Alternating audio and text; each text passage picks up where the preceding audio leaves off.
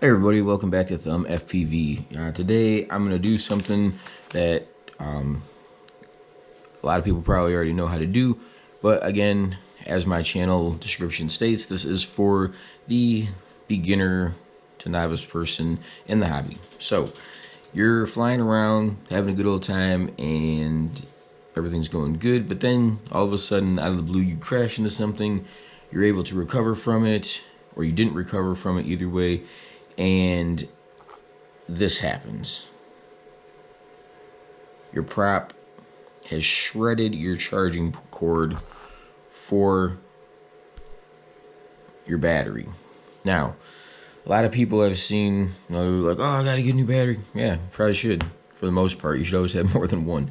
However, all you really need here is this. This is a XLX Jst-Xhp pin adapter setup. Now, you can get these, they're really cheap on Amazon or whatever.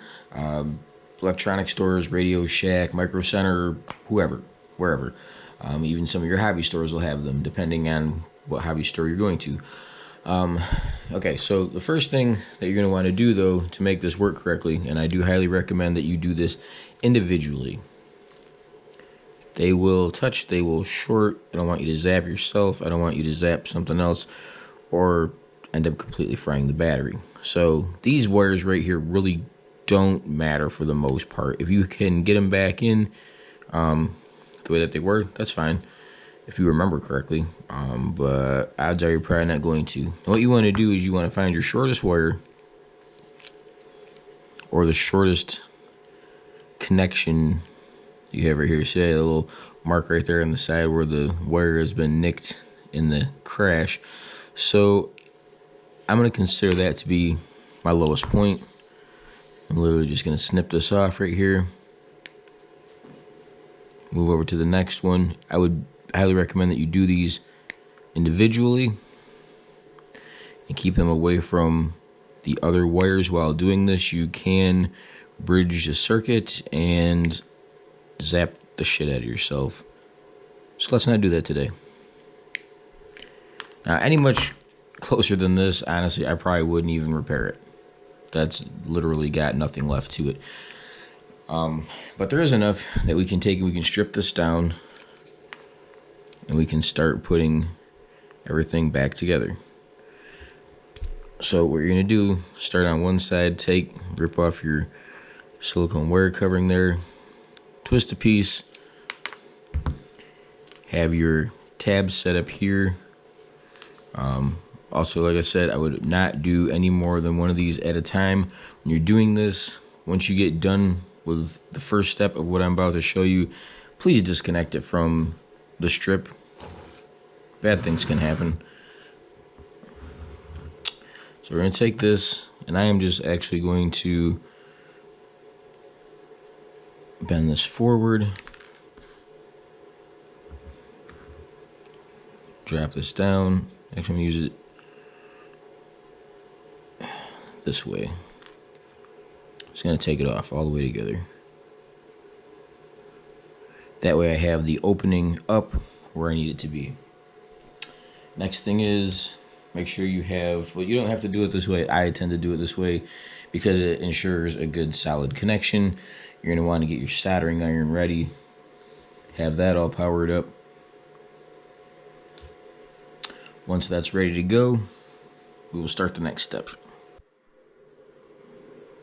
Okay, so with our soldering iron ready here, and our solder, we're going to prep the first wire.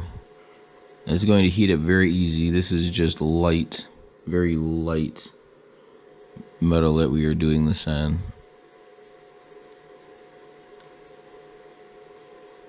It should fill up very quick. Okay, boom. First part is done. Now we're just going to put our wire right over top of it.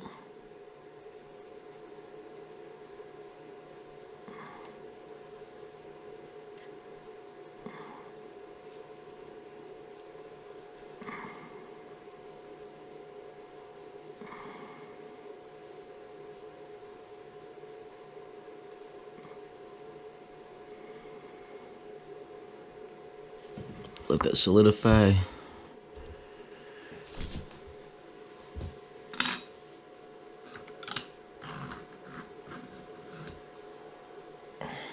And then let this go. I can see that the wire is in there. It's soldered. At this point, you can take a pair of pliers here. I like to bend these over one at a time.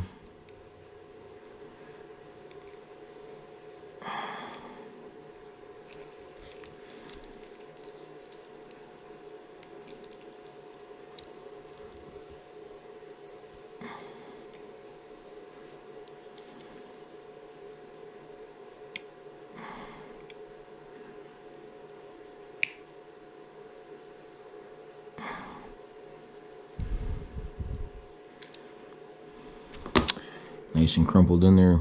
Now that's going to stay for the most part on its own, but myself personally, I will take and add just another dot of solder on there. Not a whole lot. Basically just reheat it and let it flow through everything that I have folded over.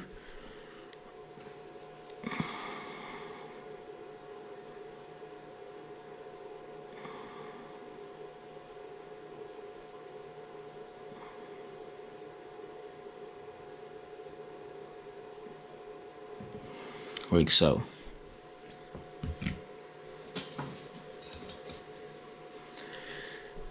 Okay, so that is the first step. Literally the only thing that you have to do after this is repeat the process 4 more times. Now when doing this, remember with a 4S that you are going to have 5 pins, so make sure that you do buy the appropriate kit for what it is that you are trying to fix. Because everybody's like, oh, it's a 4S, it's a 4S, I just need 4 plugs. Well, no, you need 5. So just keep that in mind in case you've never done this before and you're going out looking for it and you're looking for the pin specifically. A 4S will have 5, a 5S will have 6, so on and so forth. All right, so I'm going to go ahead and do the rest of these real quick, and then we'll go from there. Okay, as you're doing this, as you can see, I went ahead and I was actually started putting the pins back into the adapter pin. So that's something good that you can do in order to keep these little guys out of the way from touching each other. Again, that's something that you don't want to have happen.